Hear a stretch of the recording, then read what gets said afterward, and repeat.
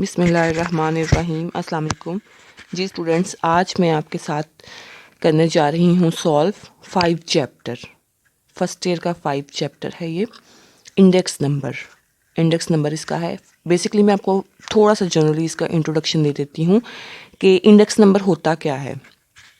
Index number एक ऐसा number होता है जो कंपेयर करता है दो मुख्तलिफ टाइम्स में या दो मुख्तलिफ मुल्कों में कीमत का या मिकदार का। फॉर एग्ज़ाम्पल मैं कहूँ कि उस टाइम में तो चीनी की कीमत ये थी और उस कह लें कि साल में, और इस साल में चीनी की कीमत ये है, यानी कि दो टाइम्स का कंपैरिजन करूँ चीनी की कीमत में, या मैं दो टाइम्स का कंपैरिजन करूँ चीनी की मिकदार में कि उस साल में फॉर एग्ज़ाम्पल 2000 में चीनी की मिकदार इतनी बनती थी, प्रोडक्शन इतनी थी, और अभी आज के साल में चीनी की प्रोडक्शन इतनी है। यानी कि मिकदार का कंपैरिजन करूँ दो मुख्तलिफ टाइम्स में।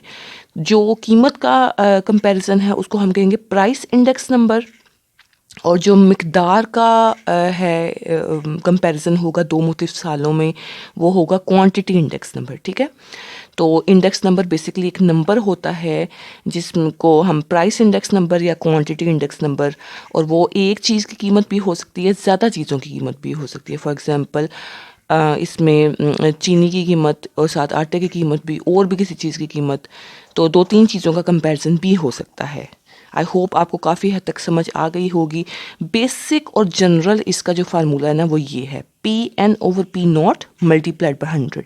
यानी कि यही फार्मूला हमने तकरीबन इस पूरे चैप्टर में यूज़ करना है। थोड़े बहुत एक्सटेंड होते रहेंगे, वो मैं साथ साथ आपको बताती जाऊंगी, लेकिन बेसिक फार्मूला यही है, P(n/P0। P(n) क्या है? करंट ईयर प्राइस, और P0 क्या है? Base year price. ठीक है, बेस ईयर प्राइस जिसके साथ हम कंपेयर कर रहे हैं। फॉर एग्जांपल 1995 के साथ हम कंपेयर कर रहे हैं 2022 को, तो ये बेस ईयर वो प्राइस होगी जो 1995 में होगी चीनी की कीमत, और ऊपर वो होगी जिसके साथ कंपेयर किया जा रहा है। ठीक है, जिस भी साल के साथ कंपेयर किया जा रहा है ऊपर वो लिखेंगे P(n/P0 multiplied by 100। I hope आपको इसकी समझ आ गई होगी। अब हम आ जाते हैं अपने क्वेश्चंस पे, एक्सरसाइज पे। एग्जाम्पल्स अगर आप देखना चाहें तो एक वीडियो अलग से मौजूद है इंडेक्स नंबर की, जिसमें कंप्लीट टॉपिक को कवर किया गया है कि इस टॉपिक में होता क्या है। अभी इस वीडियो में मैं आपको न्यूमेरिकल क्वेश्चन एक्सरसाइज के कराने जा रही हूँ।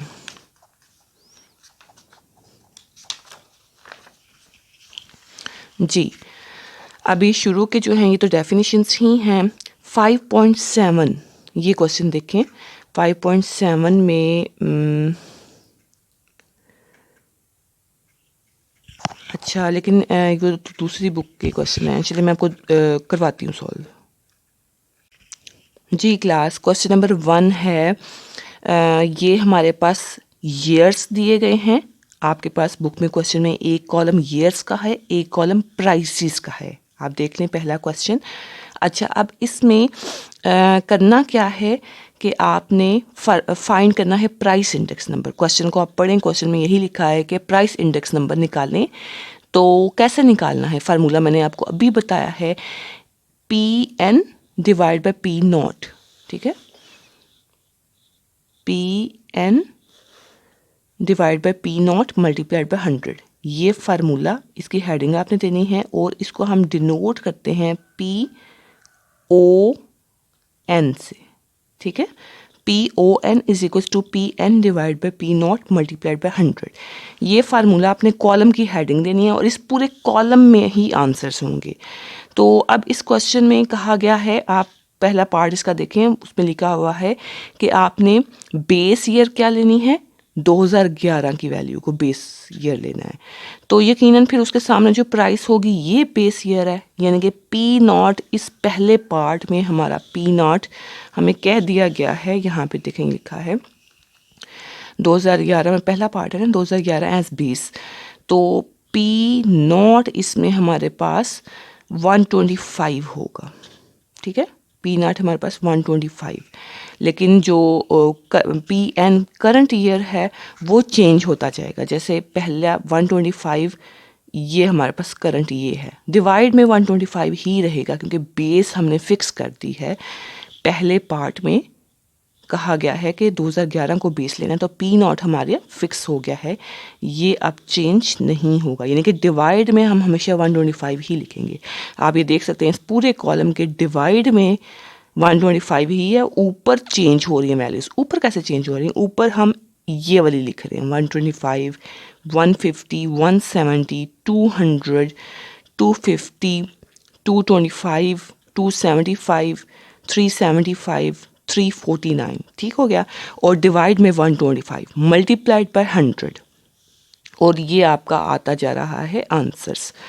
आपने ये सॉल्व किया, इसको इस पर डिवाइड किया, मल्टीप्लाई बाय 100 किया और आंसर लिख लिया। सेम पैटर्न पे ये पूरा कॉलम बन गया। पहला कॉलम बन गया मतलब पहला पार्ट हो गया। दूसरे पार्ट में क्या लिखा है क्लास? दूसरे पार्ट में लिखा है एवरेज ऑफ लास्ट 3 ईयर्स। आखिरी 3 साल जो है ना, जैसे ये 2017, 18, 19, इनको वो कह रहे हैं एज अ बेस लेना, इनकी एवरेज को। तो यकीनन इनकी जो प्राइस है उन तीनों को जमा करना है और 3 पे डिवाइड करना है। एवरेज ऐसे ही निकलता है ना अर्थमेटिक मीन कि ऊपर वैल्यूज़ को हम जमा करते हैं, डिवाइड में तादाद होती है। तो ये पी नॉट हमारे पास होगा 275 प्लस 375 प्लस 349, ठीक है। और डिवाइड में हमारे पास 3 आ जाएगा, और इसका हमारे पास रिज़ल्ट ये आ गया। ये पी नॉट की वैल्यू हमारे पास अब इस क्वेश्चन में ये होगी।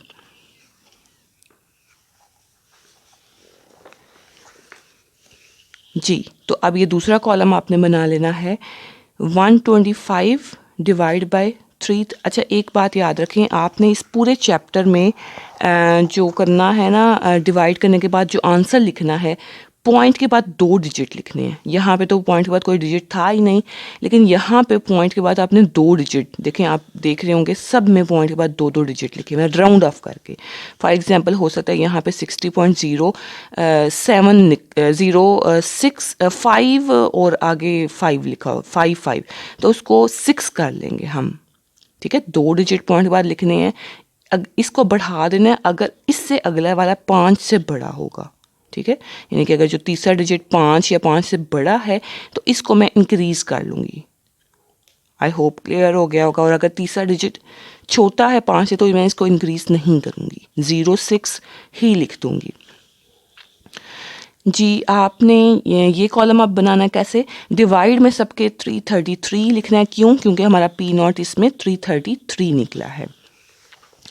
तो डिवाइड में आपने 333 लिखना है। ऊपर आपने बारी बारी ये सारी वैल्यूज़ जो प्राइस की थी वो लिखनी है, मल्टीप्लाई बाय 100 करके आपका ये पूरा कॉलम बन जाएगा। जी, ये तो था पहला क्वेश्चन। दूसरा क्वेश्चन भी सेम है। दूसरे क्वेश्चन में हमारे पास ये दिए गए हैं ईयर और प्राइसेस। अब इसके पहले पार्ट में क्या कहा गया है? इसका पहले पार्ट है, लिखा है एवरेज ऑफ फर्स्ट 5 ईयर्स, पहले 5 साल की एवरेज।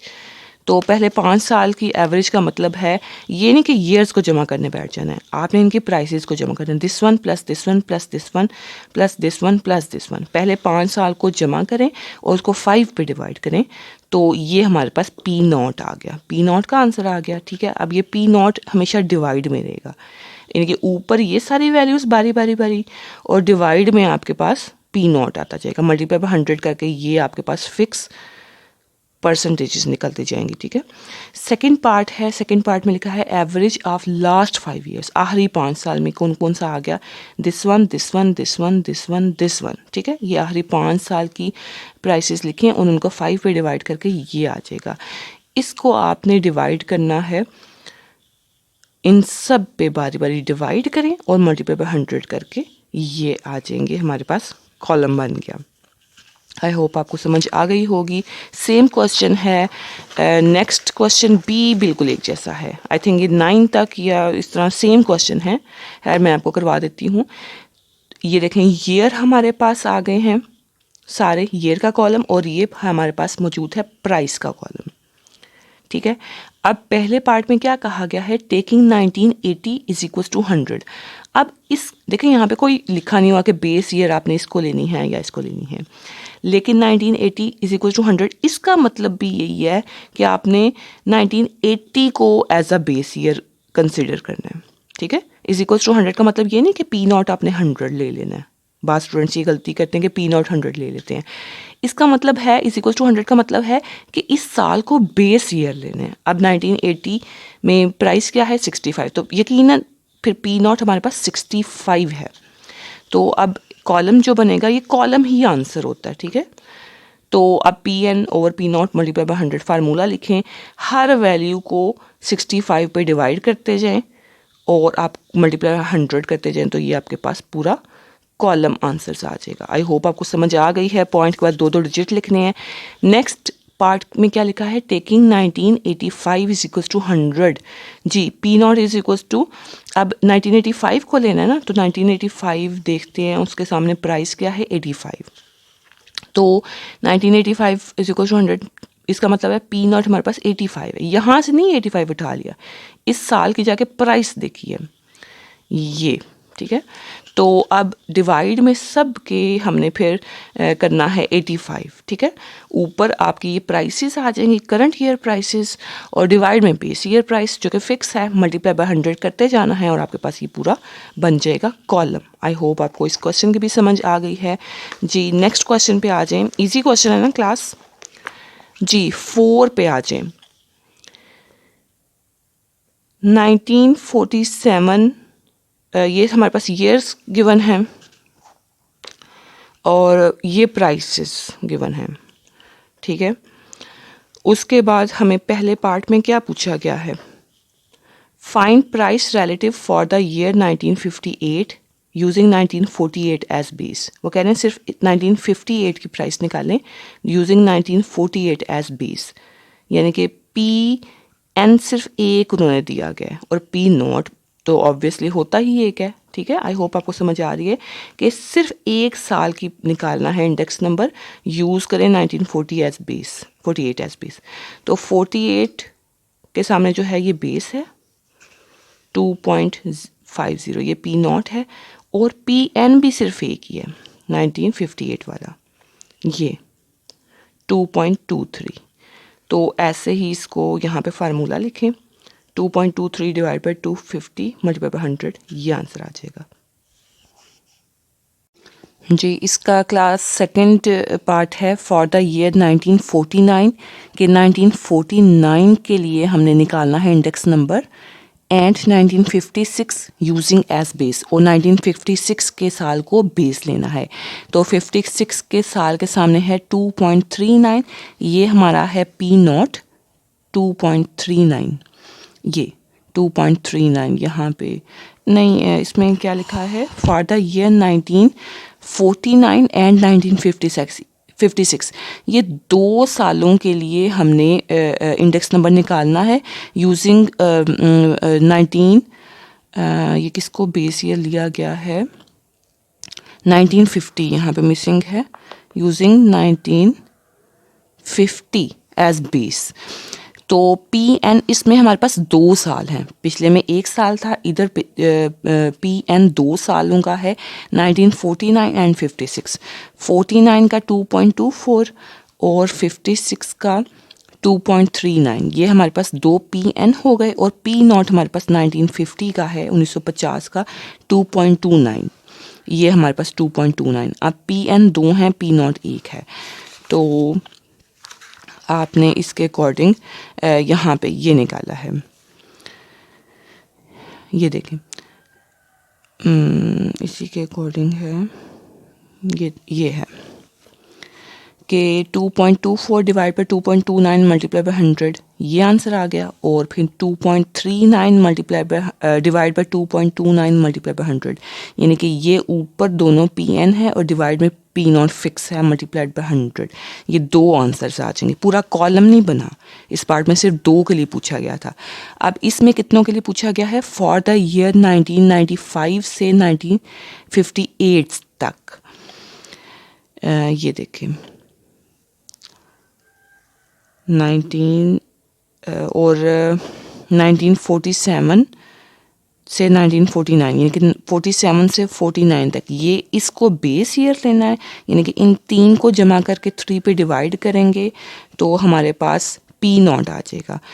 और जो है N वो यहाँ पे कितने सालों का है,